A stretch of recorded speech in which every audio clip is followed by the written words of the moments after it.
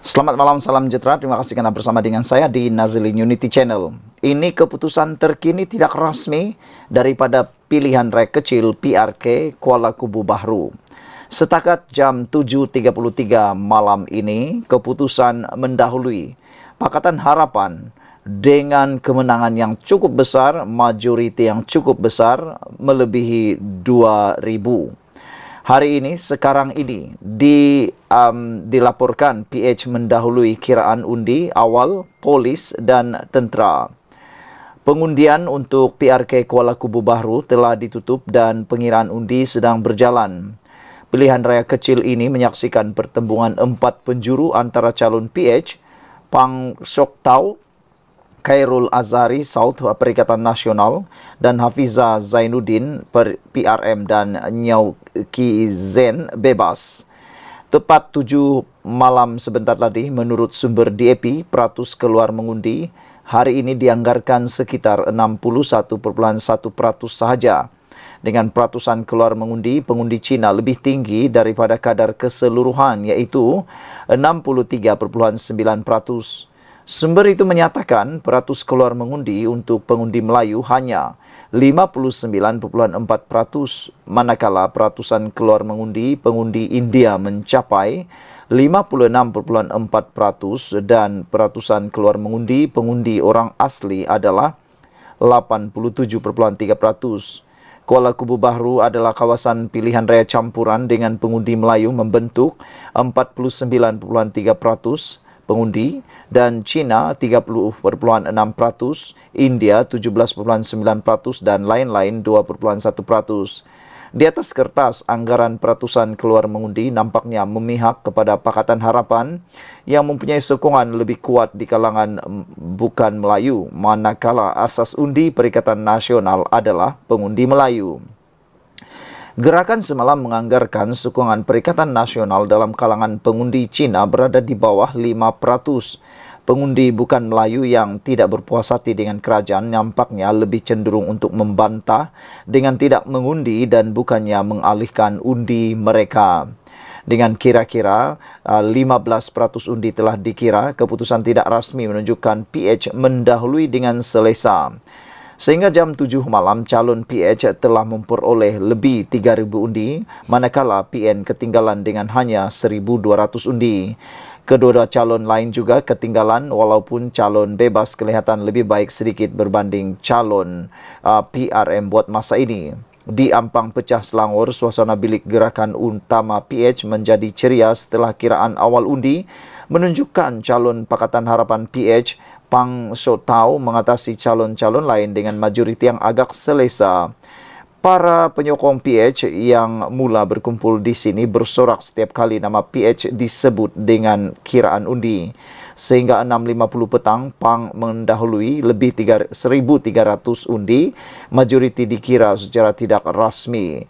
Setakat ini, saudara-saudara sekalian, secara langsung anggaran 62% keluar mengundi telah pun dikatakan. Dan pada waktu ini, tepat pukul 7.37 malam, Perikatan Nasional kalah kepada Pakatan Harapan dengan undi.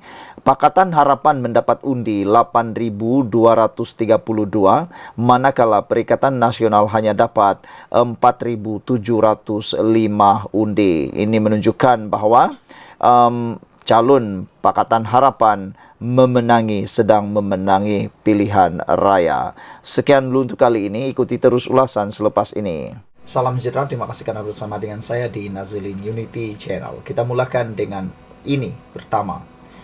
Ilham Center meramalkan Pakatan Harapan akan menang di dalam pilihan raya PRK-KKB dengan alasan yang paling kukuh, yaitu tema agama dan tema kaum yang digunakan Perikatan Nasional selama ini dalam kempen mereka sudah tidak boleh pakai lagi atau tepu.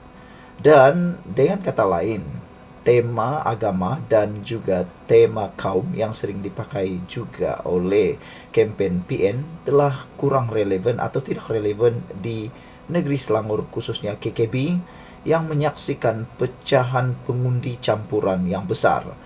Hanya beberapa peratus membezakan orang Melayu, orang Cina dan orang India sebagai pengundi di sana. Oleh sebab itulah Ilham Center merumuskan bahawa Pakatan Harapan akan menang dan mempunyai kelebihan. Dengan ramalan seperti itu, ada jangkaan bahawa PN mungkin akan berpecah selepas pilihan raya kecil PRK-KKB. Alasan pertama mengapa PN akan berpecah kerana sudah timbul bibit-bibit awal bermula pemecahan Perikatan Nasional. Pertama, dilihat paling ketara berbanding kempen-kempen pilihan raya kecil yang lain, jentera PAS kurang gairah, tidak seperti dalam pilihan-pilihan raya yang lain yang mana dimenangi oleh Perikatan Nasional. Mereka gairah, khususnya PAS, untuk menang, bahkan membantu jentera bersatu. Selain itu, kita tahu bersatu tidak mempunyai jentera yang kuat. Tulang belakang mereka sebenarnya adalah banyak bergantung kepada bantuan jentera dan juga ahli-ahli PAS. Oleh sebab itulah, kita lihat mungkin ini bibit pertama Perikatan Nasional akan berpecah kerana dapat dibezakan dengan ketara kegairahan PAS dalam kempen kali ini. Kurang berkampung dari negeri-negeri lain, kurang berkampung dalam kempen kali ini. Kedua, ciri kedua yang mungkin menyebabkan PN akan berpecah ialah apabila pencalonan baru-baru ini berlaku sedikit pergeseran. Tidaklah terlalu ketara perebutan kerusi antara Gerakan dan juga Parti Bersatu. Bersatu telah meletakkan calon mereka untuk kali ini, iaitu Khairul. Namun demikian, sebelum penamaan calon, kita pun tahu bahawa Gerakan yang merupakan salah satu komponen dalam Perikatan Nasional juga sebenarnya berkeinginan untuk meletakkan calon mereka di dalam pilihan raya kecil PRK-KKB tersebut, tetapi mereka gagal. Dan ada juga laporan mengatakan bahawa sebenarnya PAS juga menghidu dan PAS juga mengintai kerusi tersebut untuk mereka meletakkan calon mereka untuk duduk di negeri yang kaya ini, yaitu Selangor. Jadi, keduanya itu tadi ialah kegairahan PAS membantu yang sudah mula kendur kurang bermaya. Jadi, maknanya, adakah itu juga adalah penentu kepada Perikatan Nasional akan berpecah selepas ini? Ciri yang ketiga, perkara yang ketiga yang mungkin akan menyebabkan Perikatan Nasional berpecah selepas KKB, pilihan raya kecil KKB ini ialah dilihat Anwar Ibrahim dengan General Perikatan Nasional yaitu Sanusi sudah berdamai. Maknanya, adakah pepatah kata yaitu tiada rakan kekal dan tiada musuh kekal akan tiba-tiba berlaku? Adakah PAS akan bersahabat pula dengan Kerajaan Perpaduan dan akan masuk pula di dalam Kerajaan Perpaduan? Menjadi persoalan kita ialah, adakah PAS tiba-tiba akan menyertai Kerajaan Perpaduan? Jangan anda kata mustahil, kerana belum tentu yang mustahil itu tidak berlaku. Selalunya mustahil itu boleh berlaku. Jadi, itu pertama, Sanusi telah memohon maaf dan ini satu petanda bahawa mungkinkah Perikatan Nasional akan berpecah, PAS akan menyertai Kerajaan Perpaduan. Mungkinkah itu boleh berlaku? Tiada yang mustahil. Kalau anda kata PAS tak boleh bersama dengan DAP, dahulu dalam Pakatan Rakyat, DAP dan PAS bersama dengan lama. Ketiga, dan yang seterusnya ialah apabila Anwar Ibrahim juga telah bersahabat dengan baik dengan kerajaan pimpinan PAS yang paling besar iaitu Kelantan dan Terengganu. Di Kelantan, Anwar Ibrahim kelihatan mesra dengan Menteri Besar Kelantan sehingga beliau telah pun meluluskan banyak projek di sana, terutamanya yang melibatkan Islam, iaitu lapangan terbang yang ada di Kelantan boleh terus ke Mekah. Ini satu berita baik untuk mereka. Yang seterusnya ialah Anwar Ibrahim juga telah mengadakan perjumpaan tertutup dengan Menteri Besar Terengganu yang dilihat oleh penganalisis politik sebagai satu langkah baru, satu muka surat baru, buku baru untuk dapat diperhatikan oleh para penganalisis politik dan pengikut-pengikut politik di Malaysia. Selain daripada itu, saudara-saudara sekalian, ada banyak lagi yang boleh menyebabkan Perikatan Nasional berpecah. Antaranya lagi ialah keyakinan PAS untuk melihat Parti Bersatu kekal menjadi peneraju dalam Perikatan Nasional, khususnya Muhyiddin Yassin. Muhyiddin Yassin sekali lagi dikatakan akan menjadi calon calon Perdana Menteri kalau menang pilihan raya. Walhal PAS juga telah menamakan Menteri Besar Terengganu boleh menjadi Perdana Menteri kalau mereka menang.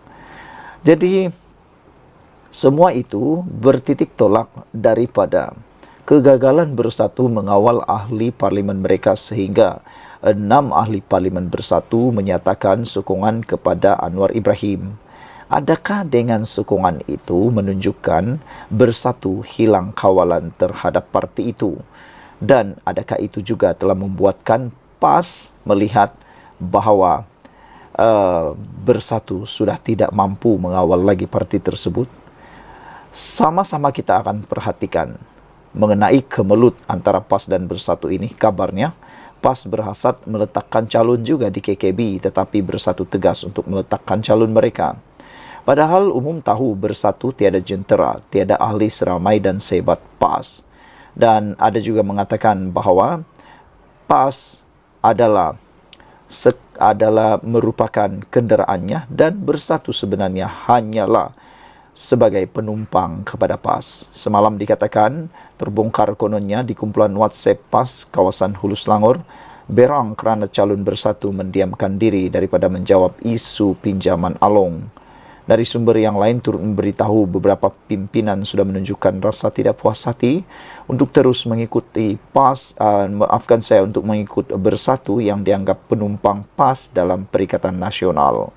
Minggu lepas juga, kata penulis di Harapan Daily, iaitu Mursi Abdullah, beliau berkata, saya duduk sekali dengan pimpinan kecil PAS yang beliau kenali sejak bersama dalam PR. Katanya, Bersatu ini sebenarnya bersama PAS pun tidak menambah, tidak bersama PAS pun tidak mengurang.